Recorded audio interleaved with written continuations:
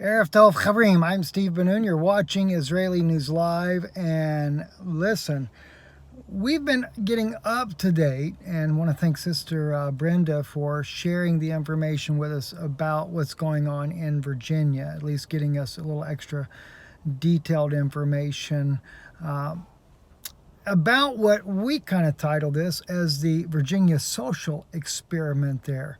Gun confiscation. Virginia really pushing for this, and it doesn't look good at all. I don't know though, and I'm going to actually speak on this as soon as we get back into to the house this evening there, and we're going to really discuss the seriousness of what's going on in Virginia. Why are these Democrats against the Second Amendment? Now, what I think a lot of you guys may not be aware of, Republicans are going to play along with it.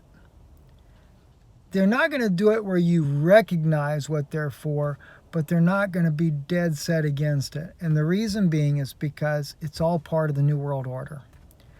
They cannot bring about these Noahide laws in the United States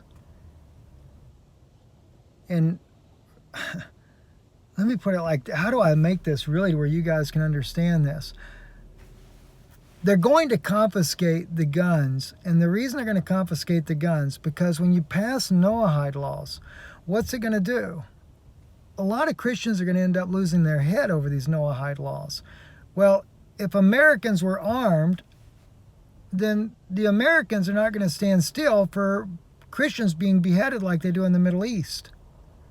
You know, right now, Christians are being killed in 52 nations across the world. 52 nations Christians are dying in because of their faith in Jesus Christ.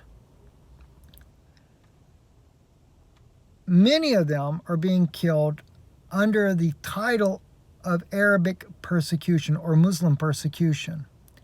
But a lot of people are not aware that they're being killed, they're being funded by some very sinister nations in the background. Some of that funding includes Israel, but it also includes Saudi Arabia. It includes the United States. And so Christianity is under attack like never before. The Noahide laws are being pushed heavily, not only by the rabbi that was in the Pennsylvania shooting, but also by one of Israel's politicians that just came to the United Nations to speak with him to press for the Noahide laws to be enacted on a global scale. So they want to disarm our nation as a result of this. I was told years ago by a Secret Service agent, who is still a Secret Service agent, by the way, they were looking for some kind of flashpoint to be able to disarm this nation so they could bring about a new world order. They've had enough flashpoints now. All they need is to get one state to follow suit, to disarm its citizens, to where they can do this across the world, across the nation. So I can only imagine that these things are going to happen very, very rapidly. Another thing as well that was brought to my attention this evening is that Lebanon has leaked the two-state solution. I'll be talking about that tonight as well. In there, the Saudis will take over the Temple Mount. Something we've been knowing for a long time, the Saudis would get the Temple Mount. It's the only way Israel can get the third temple built, is with the Saudis having control of that. Guys, I'm telling you, if you don't see what's really going on, we need to wake up. And another issue as well, Christians are more divided than they've ever been. And a lot of this is over things that should not be happening. But I have a feeling, because I know in the Chabad organization, Rabbi Menachem Schneerson always taught the Jewish people that they had to have turncoats to infiltrate Christianity. They have been very successful. And in doing so, the movements that we have had in Christianity has pitted Christians against one another. It's going to make it very easy for the Chabad Jews to enact Noahide laws across the world. You know, and to show you how dangerous these Noahide laws are, and by the way, that has everything to do with this, like I said, the gun confiscation. I finally agreed with Yitzhak Shapira on one issue, and that's when he came out just recently on his channel in a panic of Noahide centers opening up in India, and he said that the Orthodox Jews that were in India were so well funded that thousands of Christians are converting to Noahidism, which is to reject Jesus Christ as their Savior. Christians really need to stand together. And we need to put aside some of these petty differences. Because if we don't, you may find yourself on the side of the New World Order, turning in your own friends and having them beheaded because you consider them idolaters. So, we just like you just posted there, Elohim's gifts. Wake up, we need unity. That's exactly right. We need to stand together. And I'm not here to, I don't say, when I say this, it's not to not love your Jewish brothers and sisters. We need to love our Jewish brothers and sisters. I believe in freedom of religion. I believe that our Jewish brothers and sisters have every right to believe the way they believe. If they're Talmudists, they have a right to being Talmudist.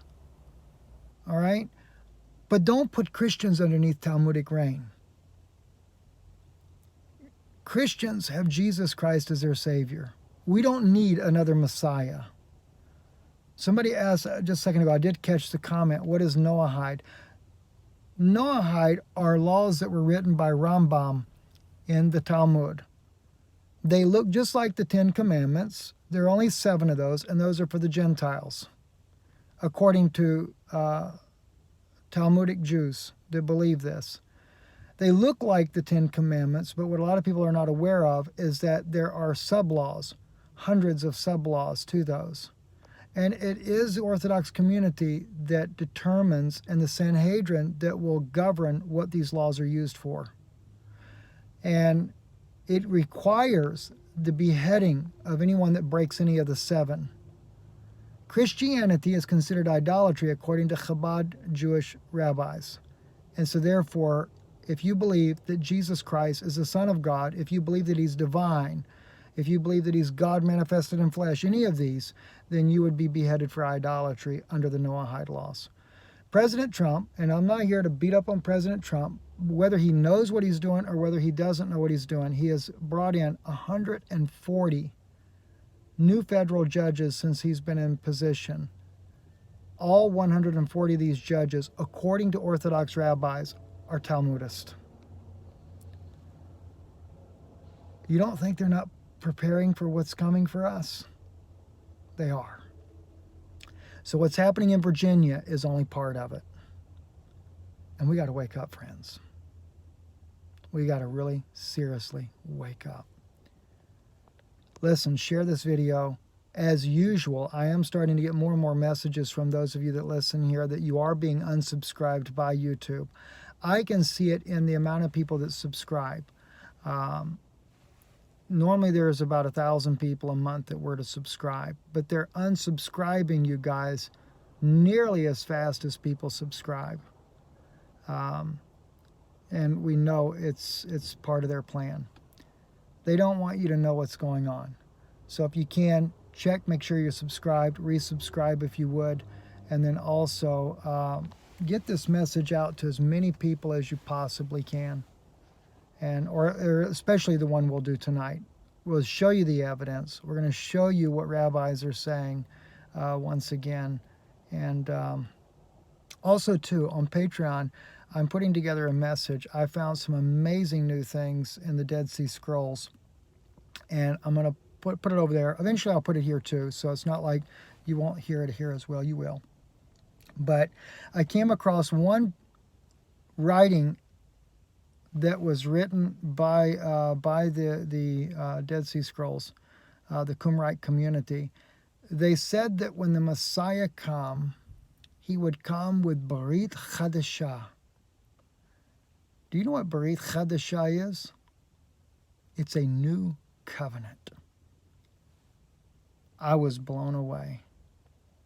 They actually wrote Barit Chadashah, a new covenant, because they believed that he would be after the order of Melchizedek, that the Messiah would be Melchizedek coming in flesh. And by the way, there's another thing too I haven't brought up yet, and I need to go ahead and say it now. Some people actually sent this to us as well, and I really appreciate them doing this, that if you look at the Septuagint, if you look at the Samaritan Pentateuch, and if you look at Josephus' writings, all of them clearly show that the Masoretic text did not include the proper age for all the children of Noah, Sham's sons and stuff, what their ages actually were. They're exactly all 100 years less than what they actually were.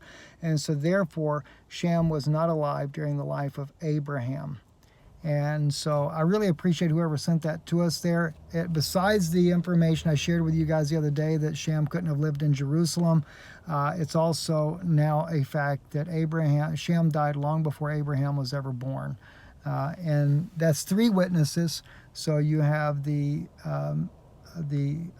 Septuagint that was written from the older Hebrew manuscript. You have the Samaritan Pentateuch, which are the 5 books of Moses that are in the that is written by the Syrian Jews. In other words, the Jews that lived in the Middle East there. And Josephus also quoted these sources here, because you have to keep in mind when Josephus was alive, there was no Masoretic Bible at the time. So I thought that was fascinating. I'll check and see too if the Dead Sea Scrolls, if we've got that part of Genesis in there. I don't think we have that part of Genesis in the particular one that I have, but I'll double check that as well. Anyway, blessings to you. It is nighttime. I guess you can tell every time the light goes off in the car here, I go dark. It's already dark. But it happens to be our son's birthday today, so we just decided to take him out to dinner tonight. God bless you. Thank you, and Erev Tov.